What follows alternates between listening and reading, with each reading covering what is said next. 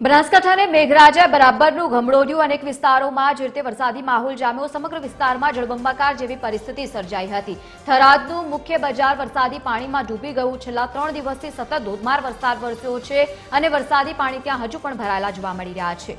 વરસાદી પાણીના જળભરાવની આ પરિસ્થિતિને લઈને ખાસ કરીને વેપારીઓને ખૂબ જ મુશ્કેલી પડી રહી છે। અનેક દુકાનદારોને નુકસાની વેઠવવાનો વારો આવ્યો છે। સામાન્ય જનતા પણ મુશ્કેલીમાં મુકાઈ છે। સતત ધોધમાર વરસાદના કારણે રોડ રસ્તા ઉપર પણ વરસાદી પાણી વહેતા થયા। વધુ માહિતી સાથે સંવાદદાતા મૌલિક ઉપાધ્યાય જોડાયા છે। મૌલિક, છેલ્લા ઘણા સમયથી ધોધમાર વરસાદ વરસ્યો છે। આવનારા સમયમાં કયા પ્રકારની અપડેટ્સ?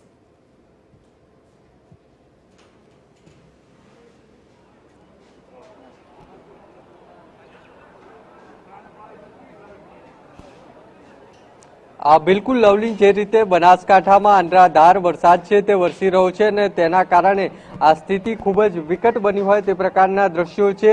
આ કોઈ તળાવના દ્રશ્યો નથી, પરંતુ થરાદ જે સિટી છે તેના મુખ્ય બજારના દ્રશ્યો છે કે જ્યાં જુઓ ત્યાં પાણી જ પાણી હોય તે પ્રકારના દ્રશ્યો છે તે જોવા મળી રહ્યા છે। મુખ્ય બજારના રસ્તો છે જે થરાદ બસ સ્ટેન્ડ તરફ જાય છે, જ્યાં જોઈ શકાય છે કઈ રીતે કોઈ પૂરની પરિસ્થિતિ હોય તે પ્રકારના દ્રશ્યો છે તે જોવા મળી રહ્યા છે અને પાણીનું લેવલ આગળ ખૂબ જ વધારે છે અને લગભગ આગળ અડધો કિલોમીટર જેટલા વિસ્તારમાં પાણી છે તે ભરાયેલા છે અને અહીંયાના લોકો છે તેમને જીવન જરૂરિયાતની વસ્તુ લઈ જવા અને લાવવા માટે જે લારી છે તેનો સહારો લેવો પડે છે। જોઈ શકાય છે કે લારીનો ઉપયોગ કરીને અહીંથી લોકો જે સામાન છે તે લઈ જઈ રહ્યા છે અને લાવી રહ્યા છે। બીજી તરફ અહીંયા પાણીનું લેવલ કેટલું છે તે બતાવવાનો પ્રયાસ છે તે કરીશું। આ વીજળીનો જે પોલ છે તે જોઈ શકો છો ક્યાં સુધી તેને પાણી આવી પહોંચી ચૂક્યું છે। લગભગ કમર સુધીના પાણી છે તે જોવા મળી રહ્યા છે। મુખ્ય બજારના આ પ્રકારના દ્રશ્યો છે તો ગામડાની સ્થિતિ કઈ રીતની હશે તે અંદાજો આપણે આ દ્રશ્ય પરથી આવી શકે છે।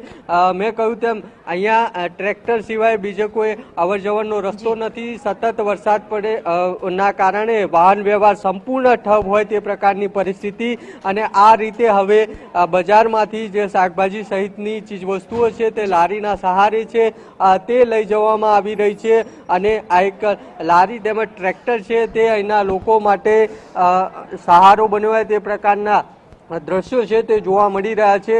ગત રાત્રે પણ શંકર ચૌધરી છે તેમના દ્વારા આ સમગ્ર રૂટ છે તેનું નિરીક્ષણ ટ્રેક્ટર પર બેસીને કરવામાં આવ્યું હતું અને આ ટ્રેક્ટર પર તેઓ આ સમગ્ર રૂટનું નિરીક્ષણ કેટલું પાણી છે ભરાયું છે તેના માહિતી છે તેમને મેળવી હતી અને આ તમામ બાબતોની વિગત અહીંયાથી મેળવી હતી। તેમને કહ્યું હતું કે આ પાણી ઉતરતા લગભગ 1 થી 2 દિવસ છે તે થશે, એટલે આ પ્રકારની સ્થિતિ અત્યારે સમગ્ર બનાસકાંઠા અને થરાદમાં જોવા મળી રહી છે અને કોઈ તળાવ હોય તે પ્રકારના દ્રશ્યો છે તે જોવા મળી રહ્યા છે।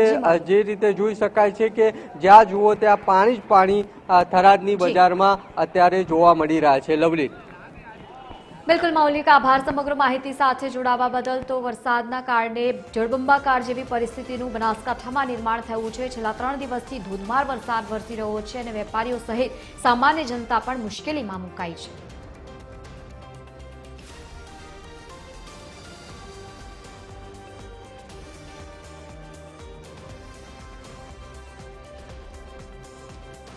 તો બીજી તરફ હવે બનાસકાંઠાના થરાદના દ્રશ્યો જુઓ, જ્યાં ભારે વરસાદના કારણે ત્યાં જળ કર્ફ્યુની પરિસ્થિતિ સર્જાઈ હોય તેવા દ્રશ્યો છે।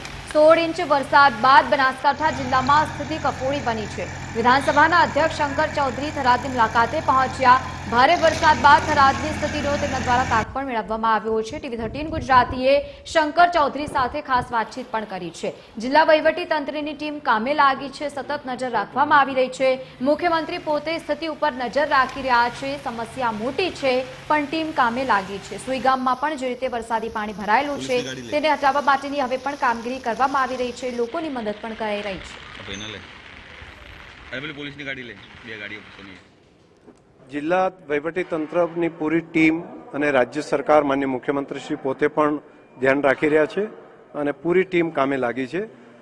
સમસ્યા મોટી છે પરંતુ કામ કરવાવાળી ટીમ પણ પૂરતી છે। એ વાત સાચી છે, ત્યાં આગળ ઘણું પાણી ભરાયેલું છે, એને હજુ 1-2 દિવસ લાગશે એને મોટરેટ થતા।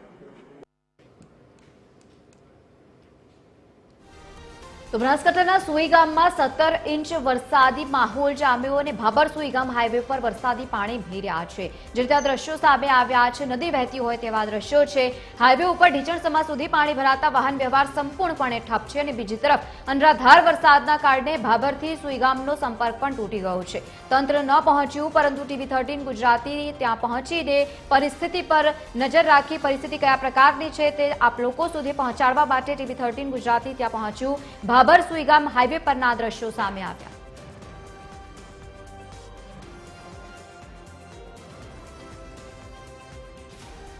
બનાસકાંઠા જિલ્લામાં સતત ધોધમાર વરસાદ વરસ્યો છે. સરહદી પંથકમાં જળબંબાકાર જેવી પરિસ્થિતિ છે. વાવ સહિત થરાદ સુઈગામ વિસ્તારો સમગ્ર વેટમાં ફેરવાઈ ગયા છે. ભારે વરસાદના કારણે અનેક ગામો પણ પાણીમાં ગરકાવ થયા છે. હાઈવે ઉપર વરસાદી પાણી વહેતા થયા છે. તંત્રને જવું પણ ત્યાં મુશ્કેલ બન્યું છે. ધોધમાર વરસાદથી 13 ગામનો સંપર્ક કપાઈ ગયો છે.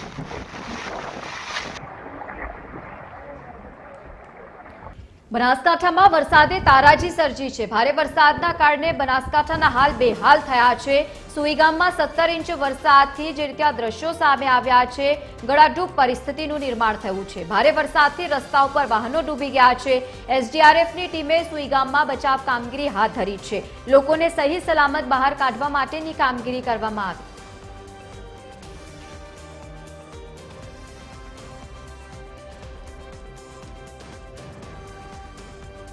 બનાસકાંઠામાં ધોધમાર વરસાદના કારણે જનજીવન પ્રભાવિત થયું છે. સુઈગામના કટાવ પ્રાથમિક શાળા પણ જળમગ્ન બની છે. કટાવ પ્રાથમિક શાળામાં ઢીચણસમા સુધી પાણી ભરાઈ ગયા છે. પાણીના વહેણથી વર્ગખંડની દિવાલ પણ ધરાશાયી થઈ છે. શાળા કમ્પાઉન્ડ સહિતની વર્ગખંડોમાં પણ વરસાદી પાણી ઘૂસી ગયા છે અને કમ્પાઉન્ડમાં આવેલા અનેક વૃક્ષો પણ ધરાશાયી થયા છે.